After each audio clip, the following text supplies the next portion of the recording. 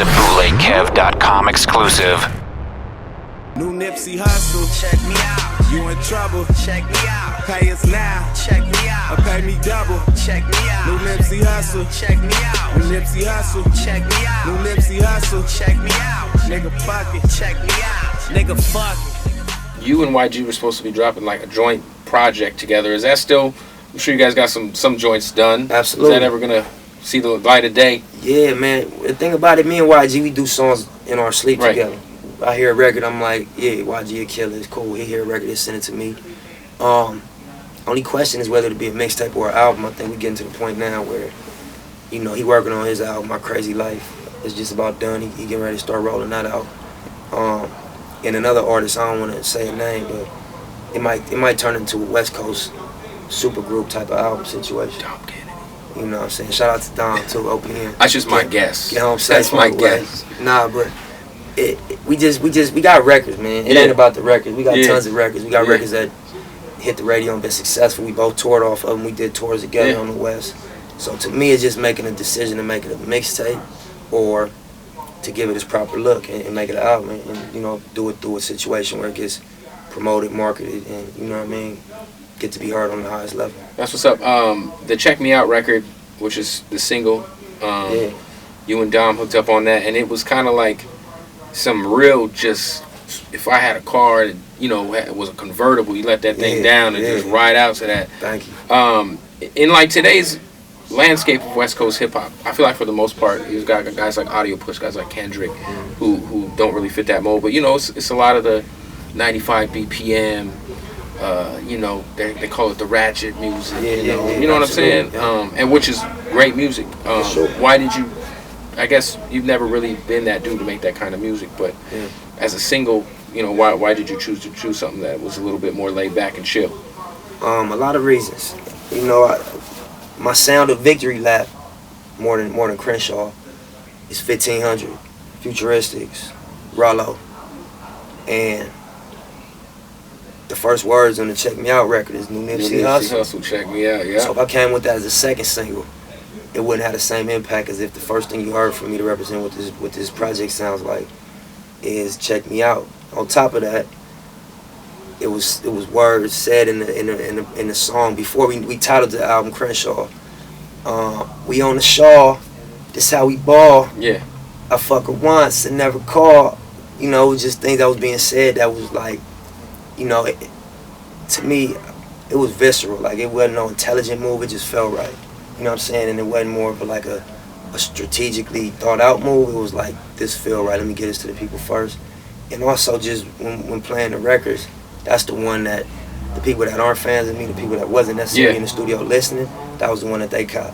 You know, so and I love the record, and I got a sick visual. You know what I'm saying? That's coming soon. So I just think it made sense on a lot of levels. But you're right, it's not the traditional. It's not what's, I guess, right now. I want to say traditional, but Yeah. you know, it's not the right now. Exactly, but I was never the right now. Yeah, Dude, never. I came in when the South music was popping with Hustle in the House. That Yeah. was my single, and it sounded like, you know, L.A. and it sounded sure like did. you know, the streets of L.A. And it worked for me. It made me look like I was in my own lane, and I always want to try to like. I think you've done a successful job of being like, I feel like you are the elevated people who love Dre, people who love Snoop. You are like the evolution of that. Absolutely. You know what I'm saying? In 2013. Yeah. I'm not saying that you sound dated or anything, but you are Nah, like, you know what I'm saying? You feel tradition. what I'm saying? It's tradition, you know, and it's also evolution. But I think the balance between the two, you know, is what would make you say that. Last thing, man. What do you want your legacy to be, man? When it's all said and done, there's rappers that are like Tech who still touring the world and, you know, almost 40 years old, making crazy bread. Like you said, you might not ever drop an album, but at the end of the day, in the hip-hop world, the hip-hop game, 15 years from now, where would you want your legacy to be cemented as? Just for the record, I'm not comfortable with underground anything. I'm not comfortable with I hate labels in hip-hop. Yeah, but period. just in terms of like exposure, that was never my goal to get comfortable in the underground. But what's more important to me is ownership and getting bread, and being able to really deliver my expressions in the purest way possible. Right. And you know, my hunch is that we're gonna raise what we doing to the level that it becomes, or withstand the social pressure of why you not on the radio, why you ain't done a deal, you know, what's up with the, you know, perception is reality, Yeah. and that becomes social pressure if you don't know yourself.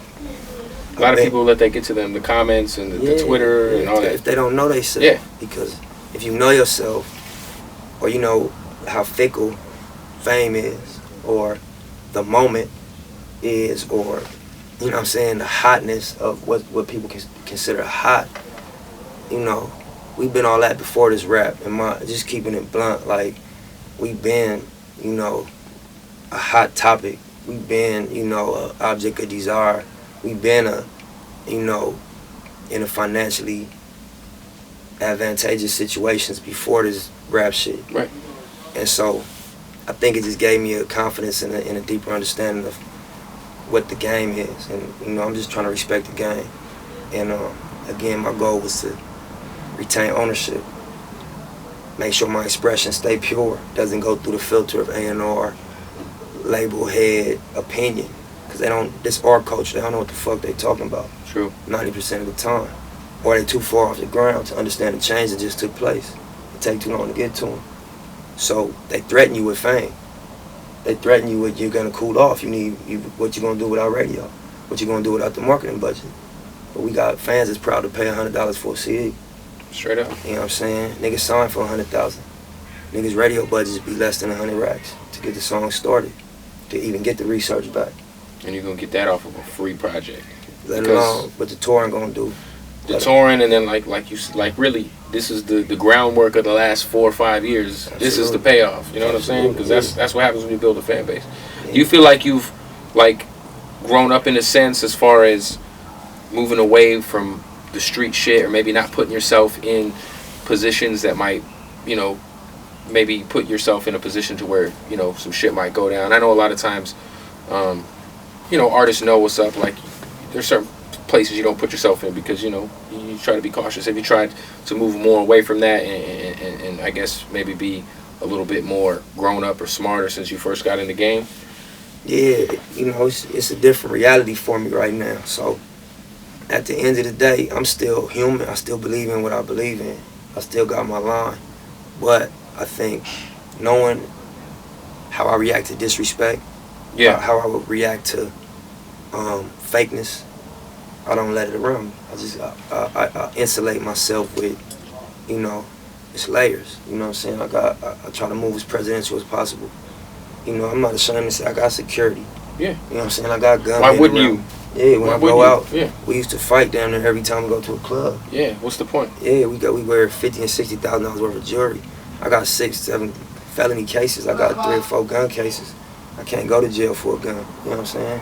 And so I pay security. That's part of my evolution and understanding that this thing has to be preserved. You know? It's a grown man move right there. Yeah, I got a daughter I gotta feed. Yeah.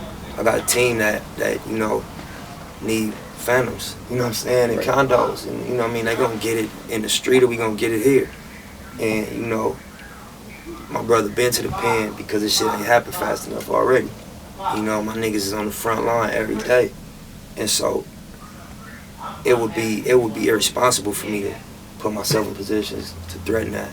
Not even for my own well-being, but for your daughter, for your people, for the people that, you know, your family. Exactly. So yeah, most definitely I feel like I've evolved my understanding of what my role is. That's what's up.